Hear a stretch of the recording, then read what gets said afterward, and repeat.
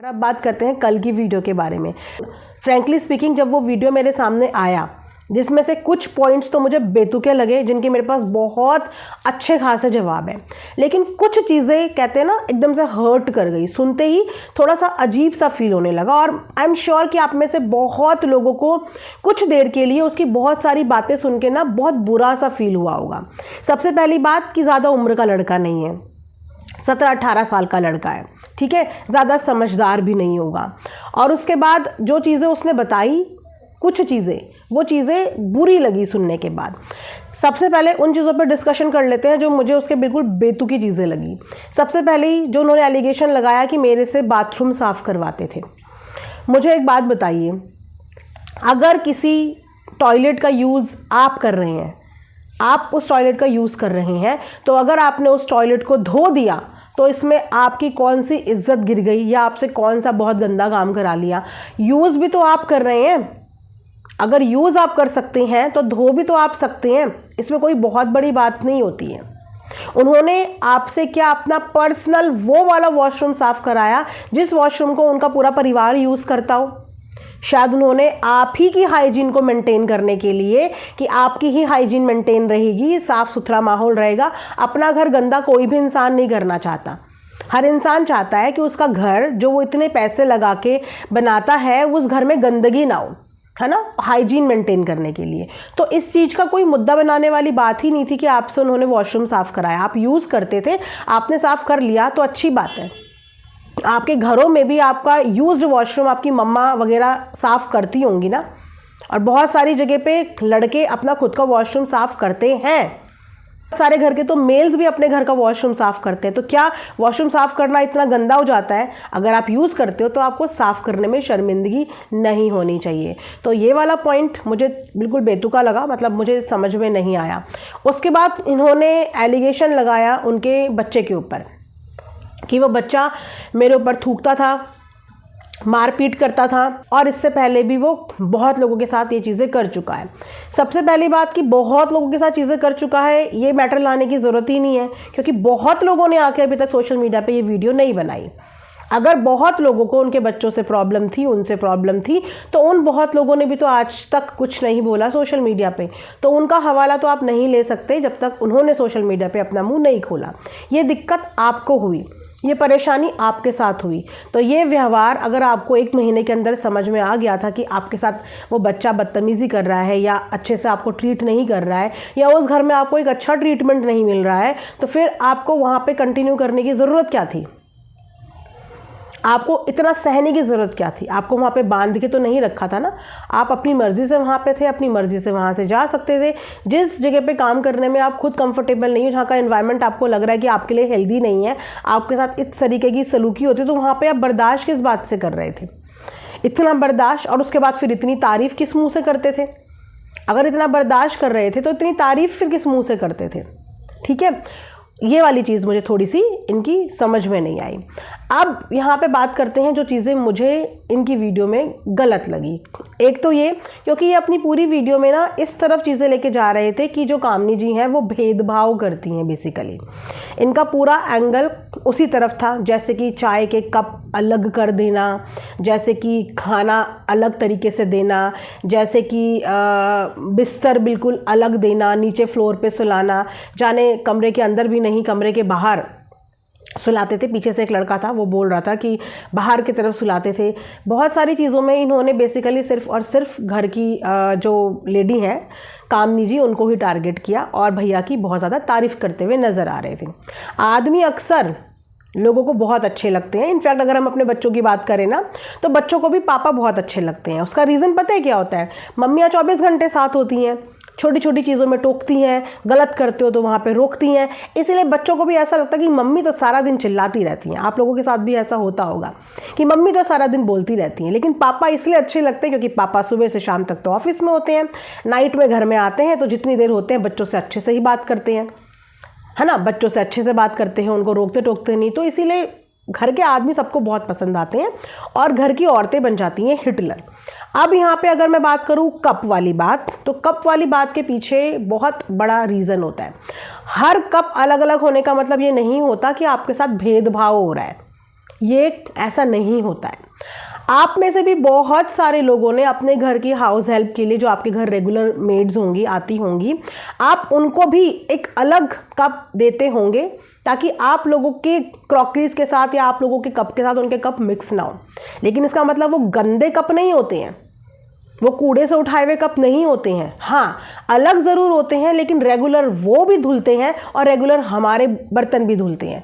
ये अकेले कामनी जी ने किया होगा मैं मान ही नहीं सकती। अभी भी यहाँ पे वीडियो देखने वाली महिलाओं में से मैं शर्त के साथ बोल सकती हूँ कि 99% महिलाएं ऐसा करती हैं कि अपने घर के हाउस हेल्प के लिए उन्होंने बर्तन रखे होते हैं। इसको कहते हैं हाइजीन मेंटेन करना। हमारी हाइजीन में और उनकी हाइजीन में डिफरेंस होता है, हमारे लाइफस्टाइल में और उनके लाइफस्टाइल में डिफरेंस होता है। गांव वगैरह के बच्चे इम्यूनिटी के मामले में भी बहुत स्ट्रांग होते हैं क्योंकि वो बचपन से उसी इन्वायरमेंट में पले बड़े होते हैं। कंपैरेटिवली शहरों के बच्चे, शहरों की फैमिली इम्यूनिटी में उतनी ही ज़्यादा वीक होती है, इसीलिए उनको छोटी छोटी चीज़ें भी बहुत ज़्यादा परेशान कर देती है। सर्दी, जुकाम, वायरल बुखार, छोटी छोटी चीज़ों उन्हें बहुत जल्दी कैच करती क्योंकि उनकी इम्यूनिटी उसी हिसाब से रहती है। और लाइफस्टाइल एक बहुत मेजर रोल है। हमारा हाइजीन एक अलग लेवल का हाइजीन होगा, वहीं पे जो लोग हमारे घर पे काम करते हैं उनका हाइजीन एक अलग लेवल का हाइजीन होगा। इस वक्त पे इतनी सारी बीमारियां हमारे अराउंड सराउंड चलती है जहाँ पे प्रिकॉशन लेने में कोई बुराई नहीं होती। हम तो यहाँ तक कि अपने घर के बच्चों के भी कप अलग रखते हैं और बच्चों के कप पे हम नहीं पीते और अपने कप पे हम बच्चों को भी नहीं देते। आप में से कितने लोग ये फॉलो करते हैं? बहुत सारे लोगों के बच्चों के दूध के मग अलग होंगे और उन मग में वो घर के किसी और मेंबर को नहीं देते। कि एक बड़ा इंसान बहुत सारी चीज़ों का सेवन करता है लेकिन छोटे बच्चे की इम्यूनिटी वीक होती है तो उसके हिसाब से हम उसके हाइजीन के हिसाब से उसके लिए अलग रख देते हैं। तो ये कप अलग रखने में कौन सा भेदभाव हो गया? क्या वो कप आपको कूड़े से उठा के दिया जाता था? आपके लिए अलग कप रखा था, तो ये तो बहुत अच्छी चीज़ है कि उन्होंने आपकी भी हाइजीन मेंटेन करी कि आपको भी अपने जूठे कपों से जो वो खुद इस्तेमाल करते हैं उससे अलग आपको कप दिया। कोई टूटा फूटा पुराना कूड़े वाला कप था, कुछ ऐसा था है। उसके बाद इन्होंने कंप्लेन करी कि मुझे चाय पीने को नहीं मिलती थी और मुझे चाय पीने के लिए बाहर जाना पड़ता था। मैं चाय का शौकीन था, इसीलिए मुझे बाहर जाना पड़ता था। चाय के शौकीन आप थे। हर किसी के घर में किसी ना किसी चीज़ का एक टाइम टेबल होता है और चाय की टाइमिंग्स होती हैं। इतना कंफर्ट आपको अपने घर में ही मिल सकता है कि आपकी मम्मी आपके लिए चाय के पैन चढ़ाती रहे, लेकिन इतना कंफर्ट आप उनसे एक्सपेक्ट नहीं कर सकते जिनके अंडर में आप काम कर रहे हैं, क्योंकि आप फ्री में काम नहीं कर रहे हैं। अगर आप काम कर रहे हैं तो आपको काम के पैसे मिल रहे हैं। इतना कंफर्ट आपको आपके घरों में इसीलिए मिलता है क्योंकि घरों में आप लोग बिना किसी स्वार्थ के रहते हो, ना कोई काम करते हो, लेकिन उसके बाद भी आपको कंफर्ट मिलता है। लेकिन आप जब किसी के अंडर में काम करते हो ना, तो वहाँ पे आपको हर चीज़ टाइमली मिलती है, हर चीज़ टाइमली। चाहे कोई कितना भी कॉरपोरेट सेक्टर में भी हो तो वहाँ पे भी हर चीज़ टाइमली मिलती है। आपको छुट्टियाँ टाइमली मिलेंगी, आप कभी भी मुंह उठा के छुट्टी नहीं ले सकते। आपको ब्रेक भी कुछ कुछ मिनट्स के मिलेंगे, वो भी टाइम के हिसाब से मिलेंगे। तो हर जगह ये चीज़ें मेंटेन करनी पड़ती है क्योंकि आप वहाँ पे काम कर रहे थे, उन्होंने आपको अडॉप्ट नहीं किया था, आप वहाँ पे काम कर रहे थे। दूसरी बात, जो चीज़ मुझे बिल्कुल समझ में नहीं आई वो चीज़ ये थी कि इनको अपनी नौकरी के बाद सैलरी का ही नहीं पता था। मतलब ये कैसा लॉजिक है? एक तरफ आप ये बोल रहे हो कि मैंने लालच में जॉब स्विच करा, लालच में मैंने जॉब स्विच किया क्योंकि सामने वाले ने मुझे बहुत सारे सपने दिखाए कि तुमको यहाँ से ज़्यादा ही मिलेगा, हम ऐसा कंफर्ट देंगे, हम वैसा कंफर्ट देंगे। तो आपने लालच में वो जॉब पकड़ ली, लेकिन आपको सैलरी ही नहीं पता थी। मतलब ये तो मैं फर्स्ट टाइम सुन रही हूँ कि कोई इंसान बिना सैलरी की बात करे हुए किसी के यहाँ अंधों की तरह काम करने चला गया। और यहाँ से आपकी भी तो लॉयल्टी प्रूव हो गई कि आपने लालच में अपने पुराने काम को छोड़ के नया काम पकड़ लिया। इसका मतलब आप वहाँ भी लॉयल नहीं थे, आपने एक तरीके से देखा जाए तो उनको भी धोखा दिया। तो जो इंसान अपने पहले वाले बॉस के लिए ही लॉयल नहीं रहा, जिसकी आप आज तारीफ़ के पुल बांध रहे हैं कि उनके घर में आपको कोई भी दिक्कत नहीं थी, उनके यहाँ आपको प्रॉपर खाना भी मिलता था, आप जब चाहे किचन में अपनी पसंद का कुछ बना भी लेते थे, उन्होंने कभी आपसे टॉयलेट भी साफ़ नहीं कराया, उन्होंने आपको सैलरी भी सब, जब उनकी तरफ से सब कुछ सही चल रहा था, तो फिर आपने उनको क्यों धोखा दिया?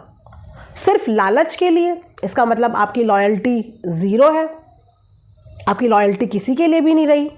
अब बिना सैलरी डिस्कशन के आपने काम भी स्विच कर लिया और जब आपको वो सैलरी जस्टिफाई नहीं लग रही थी, आपको लग रहा था कि इन्होंने तो मुझे जो सपने दिखाए थे उस हिसाब से मुझे इन्होंने सैलरी ही नहीं दी, तो फिर आपने वहाँ पे काम कंटिन्यू क्यों किया? नहीं करना था ना, क्योंकि आपकी भी मजबूरी थी, आपकी मजबूरी थी, इसीलिए आपने वहाँ पे काम किया। उसके बाद एक मेन मुद्दा जो इस समय पे सबसे ज़्यादा हाईलाइट हुआ है, जूठे खाने वाला मुद्दा। इन्होंने कहा कि इनको जूठा खाना इनके सामने ही परोसा जा रहा था, इनके साथ जो बैठे थे उनको फ्रेश खाना मिल रहा था और वहीं पे ये बैठे हुए थे, इनको वहाँ पे जूठा खाना परोसा गया। सबसे पहली बात कि आपने अपनी खुद ही सी स्टेटमेंट में एक चीज़ तो बता दी कि आपको साथ बैठ के ही खाना सर्व होता था, आपको खाना अलग से बैठ के नहीं दिया जाता था। जिस जगह पे बाकी लोग बैठे थे उसी जगह पे बैठ के आप खाना खा रहे थे और आपने बोला कि उन्होंने जूठा खाना दिया। जब इन्होंने जूठा खाना दिया तो मुझे लगा किसी का छोड़ा हुआ खाना शायद इनको दिया, लेकिन उन्होंने बताया कि पकोड़े, जूठे पकोड़े इनको दिए। तो जूठे पकोड़े मतलब कैसे थे? अनटच्ड पकोड़े थे या किसी ने उसमें से बाइट लिया हुआ था, वो तब के पकोड़े थे? क्योंकि डिफरेंस होता है गाइज, डिफरेंस होता है दोनों चीज़ों में। जूठा वो होता है कि अगर किसी चीज़ को हमने अपने मुंह से टच कर लिया और उसके बाद वो चीज़ जूठी हो गई।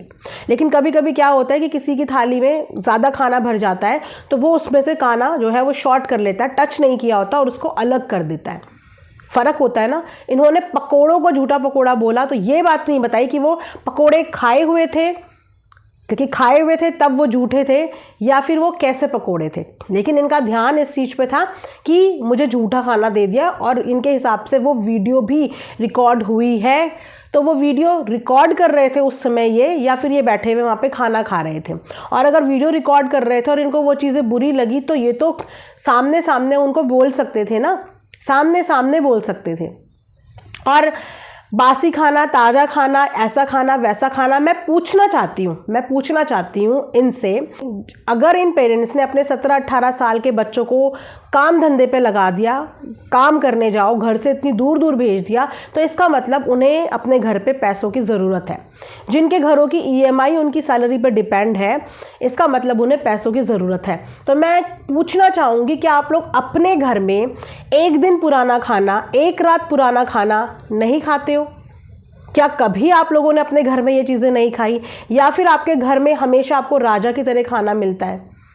क्योंकि हम जानते हैं ये चीज़ें, हम जानते हैं कि कैसा खाना मिलता है। जब इंसान की आमदनी कम होती है, खर्चा ज़्यादा होता है, तो लोग एक समय का खाना 3-3 वक्त चलाते हैं, देखा है।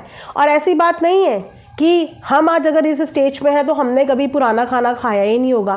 कई बार ऐसा होता है कि रात के चावल हम भी यूज़ कर लेते हैं सुबह, रात की बनी हुई सब्ज़ी हम भी यूज़ कर लेते हैं सुबह, गरम करके हम भी खा लेते हैं। भाई मैं तो खा लेती हूँ, आप में से कितने लोग खाते हैं आप ज़रूर बताना। बहुत ज़्यादा ही मुझे अजीब लग रहा होता तो हल्का सा उसे फ्राई कर लिया, 1 चम्मच घी में जीरे के साथ फ्राई करके खा लिया, पर बचा हुआ खाना हम भी खा लेते हैं, क्योंकि खाना वेस्ट करना मुझे अच्छा नहीं लगता। हम खा लेते हैं और कभी बहुत सारा बच जाता है तो मैं खुद अपनी हाउस हेल्प को बोल देती हूँ कि दीदी ये खाना बचा हुआ है, कि आप इसे ले जाने में कंफर्टेबल हो, पूछ के, कि कल को ये ना बोल दें कि भाई हमें पुराना खाना दे दिया। वो कंफर्टेबल होते हैं क्योंकि एक एक अनाज की वैल्यू होती है। जिन लोगों को ये अनाज नसीब नहीं होता ना, उनके लिए एक एक दाने की वैल्यू होती है और वो बहुत खुशी से लेके भी जाते हैं, कभी कभी साथ में खा भी लेते हैं बहुत खुशी से। क्योंकि जिनको नहीं मिलता है ना खाना, आप उनसे पूछो, जिस अनाज के लिए आज इन्होंने बोल दिया जूठा दे दिया, रात का बासी दे दिया, उनसे पूछो कि उनकी ज़िंदगी में इस एक रोटी के टुकड़े की क्या इम्पोर्टेंस होती है। कचड़े के डब्बे से उठा उठा के बच्चों को खाते हुए देखा है। ये हालत है, ये इम्पोर्टेंस है अनाज की। तो आज इन्होंने अनाज भी यहाँ पे गिना दिया, जो अगेन मुझे इनका बहुत ही ऑकवर्ड सा पॉइंट लगा। लेकिन हाँ, 2-3 चीज़ें जो मुझे अच्छी नहीं लगी मैंने ऑलरेडी वीडियो में बता दिया है।